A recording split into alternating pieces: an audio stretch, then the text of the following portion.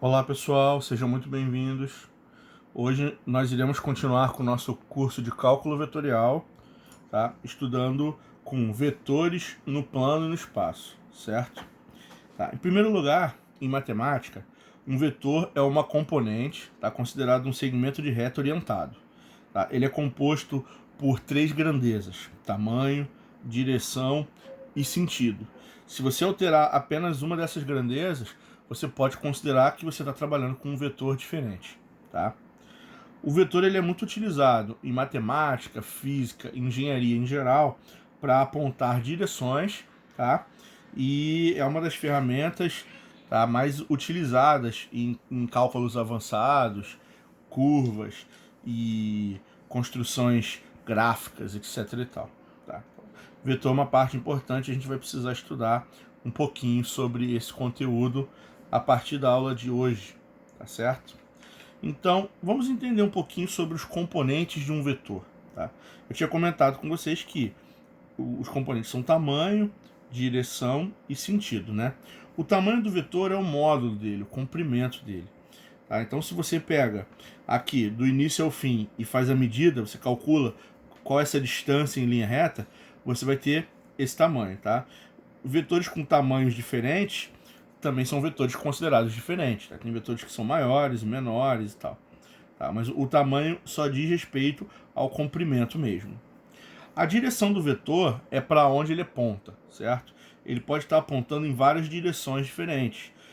Se eu traçar uma reta horizontal, cada um desses vetores vai formar um certo ângulo com essa reta horizontal, certo?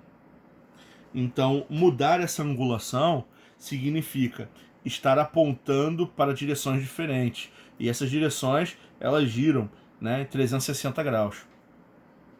Tá? Então, a direção tem a ver com a angulação desse vetor, o quanto ele é inclinado, certo? E o sentido.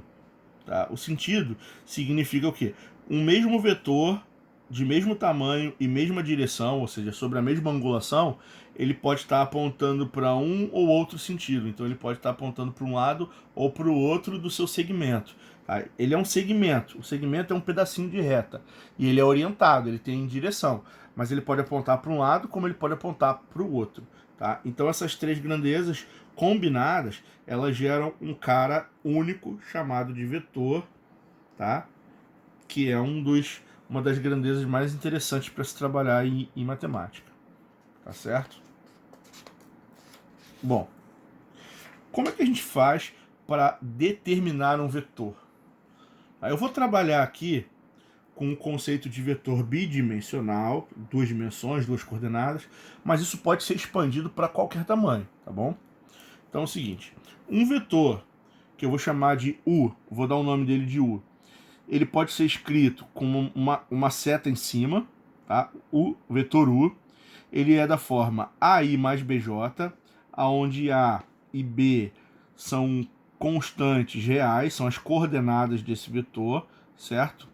I e J são as componentes vetoriais, é como se fosse a notação do vetor, ou, em alguns casos, eu também posso apresentar como um par, uma dupla, tá certo? Particularmente, eu não gosto muito desse tipo de notação porque às vezes confunde com um par ordenado, tá certo? Então, qualquer vetor, não importa se ele estiver na notação vetorial ou cartesiana, eu consigo descobrir quanto vale A e quanto vale B através de dois pontos dele, tá? Que são chamados de origem e destino do vetor, tá certo? Para eu poder descrever matematicamente um vetor, eu tenho que saber onde ele começa e aonde ele termina.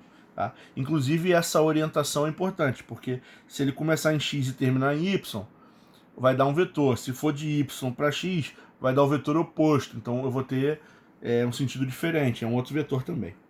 Então, um vetor é um segmento que sai da origem até o destino, tá? Que tem um comprimento, uma direção e um sentido. Como é que a gente faz para achar? Não importa se eu estou trabalhando com a notação de par ou a notação vetorial, ok? Para eu achar quanto valem as coordenadas do vetor, eu tenho que fazer o seguinte: eu tenho que fazer a subtração dos x, Então, eu sempre tenho que pegar o destino menos a origem, tá? Tem que ser nessa orientação que está aqui na hora de fazer a conta. Então, eu termino aqui, eu vou fazer o quê? x2 menos x1 vai ser a primeira coordenada do meu vetor, e a segunda coordenada vai ser y2 menos y1. Se eu estiver trabalhando na forma vetorial, eu vou ter x2 menos x1 i, que é a primeira componente, ou, aqui no caso, y2 menos y1 j, que é a segunda componente. Então, na prática é muito fácil de calcular, certo? Vamos ver como é que fica. Vamos fazer uns exemplos aqui? Então, olha só, eu tenho um ponto A, 2, 3 e o ponto B, 5, 11. E eu quero saber o seguinte, quem é o vetor AB? Então, o vetor AB vai ser o seguinte, vai de A até B. Então, eu tenho que fazer o contrário, eu tenho que fazer o B menos o A para poder montar o vetor. Então, eu vou fazer o que aqui? Aqui vai ficar 5 menos 2 I mais, agora no Y, 11 menos 3 J. Então, eu vou ter que o vetor que eu estou procurando é 3I mais 8J. Pronto, tá? Resolvido. Esse é o vetor. Então ele é muito fácil de achar, tá certo? Vamos tentar fazer mais alguns exercícios aqui, ó. Eu vou pegar o ponto x menos 3, 0 e o ponto y 5, 2. E eu quero saber qual é o vetor que começa em x e termina em y. Se termina em y, tem que ser y menos x, tá? Então eu vou fazer o que aqui, ó? 5 menos 3 na direção i, mais, agora o y, 2 menos 0 na direção j. Menos com menos vai dar mais. Esse vetor vai dar o quê? 5 mais 3, 8i, mais 2 menos 0 continua 2, 2j. Esse é o vetor que eu estava procurando, que é o vetor que começa em x e termina em y. Ah, professor, mas e se eu tivesse, em vez de ter pontos de 2 coordenadas, eu tivesse pontos de 3 coordenadas? Não tem problema. Você vai ter que repetir esse procedimento de subtrair para cada uma delas. Então, m menos n, eu tenho que fazer n menos m, porque é o destino menos a origem. Então, isso aqui vai dar o que, na verdade? Vai lá, vamos lá. n menos m vai ficar 2 menos 3 na direção i. O que mais aqui? 6 menos 1 na direção j, mais, e aqui? Menos 4, que tem que ser esse, menos o 5. E aí é o seguinte, quando você tem 3 ou mais coordenadas, essas componentes aqui, elas continuam em ordem alfabética. I, J, K, L, M. Então aqui eu tenho o K, certo? Então o vetor que eu estou procurando, na verdade, ele vale quanto? 2 menos 3 é menos 1. Então eu posso botar menos I, porque o 1 eu não preciso colocar. 6 menos 1, 5J. Menos 4 com menos 5, menos 9K. Então eu consegui encontrar o vetor que eu estava procurando. Tá certo? Bonitinho. Fácil, fácil. Tranquilo de trabalhar, ok? Aqui, e na letra D, eu tenho um ponto PQ e eu quero saber qual é o vetor que vai de P até Q e qual é o vetor que vem de Q para P. Então aqui eu vou fazer, tem que ser a volta, tem que ser o quê? Q menos P, tá? Então eu vou fazer o quê?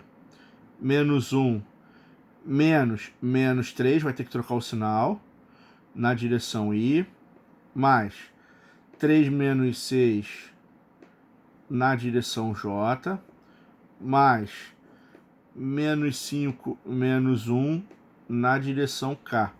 Então eu vou encontrar isso aqui como sendo 2i, 3 menos 6 é menos 3j, e menos 5 menos 1, menos 6k. Agora eu tenho que encontrar o vetor que começa em Q e vai até P. Então eu tenho que fazer P menos Q, ao contrário. Então eu vou fazer, ó, menos 3 menos 1, menos 3 mais 1i, mais 6 menos 3J, mais 1 menos 5 vai dar mais 5K. Então, o meu resultado final aqui vai ser o quê? Menos 2I mais 3J mais 6K. Repara o seguinte. Se eu comparar o vetor que vai de P até Q com o vetor que vai de Q até P, que é o contrário, vocês vão reparar o quê? Que esses dois vetores, eles são considerados opostos. Tá? O que é um vetor oposto ao outro? É que ele tem todos os sinais trocados. Isso significa que ele é a mesma seta, na mesma direção e de mesmo tamanho, só que a ponta está no outro lado, né? Ele só mudou o biquinho, a ponta ele só foi transferido de um lado para o outro, tá? Beleza, então é assim que a gente trabalha determinando vetores no plano ou no espaço ou em qualquer dimensão que você queira trabalhar, tá? Agora, vale a pena a gente notar que o que é esse I e esse J que eu estou utilizando na notação vetorial, tá? Para vocês terem uma ideia, eles são chamados de vetores canônicos e eles são usados na notação vetorial. O vetor I, ele anda 1 na direção na horizontal e 0 na vertical, tá? Então, se eu for marcar aqui quem é o vetor I, na verdade, ele é esse vetorzinho que está aqui. Esse é o vetor I. Ele aponta uma casa na horizontal, certo? O vetor J, por outro lado, ele não se afasta na horizontal, mas ele anda 1 na vertical. Então, se eu for tentar entender o que é o vetor J ele está aqui, ó. É esse vetorzinho aqui.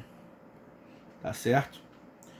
Quando eu falo que eu estou trabalhando com um vetor AI mais BJ, o que isso significa pra gente? Isso significa que é A vezes o vetor canônico I, que é quanto? É o vetor 1, 0, mais eu estou andando B casas na direção J, que é 0, 1, tá? Na hora de multiplicar par, eu tenho que multiplicar aqui dentro. A vezes 1 é A vezes 0 é 0, mais B vezes 0 é 0, B vezes 1 é B. Para somar dois pares ordenados, eu tenho que somar mesma posição. Então, o que vai dar aqui? A mais 0 vai dar A, 0 mais B vai dar B. Tá? É por isso que essas notações elas são equivalentes. Tá? Usar um vetor, essa aqui é chamada de notação vetorial. Tá? Notação vetorial. Usar a notação vetorial ou a notação de par são coisas equivalentes. Eu não estou fazendo nada de errado, porque uma coisa equivale à outra, só que trabalhando com outro formato de escrita. Só isso, tá? Então é assim que funciona. Tá? Então esse I e esse J, eles significam como se fossem unidades vetoriais de referência. É andar um para a direita e andar um para cima. E aí, se você fala que você está com o vetor 3i mais 4j, ele fala assim, anda 3 para a direita e anda 4 para cima. Aí você sabe aonde você foi parar no plano cartesiano, em qual direção que você vai terminar o seu movimento. Tá? Na verdade, é assim que funciona. Beleza? Como a nossa primeira aula, eu vou separar agora em algumas partes. Tá? Essa primeira parte vai ser referente mesmo ao conceito de vetor e sua construção. E agora eu vou finalizar para a gente começar uma segunda parte, um outro vídeo, que vai falar sobre operações de vetores separados. Tá? Então a gente volta já já. Até o próximo vídeo.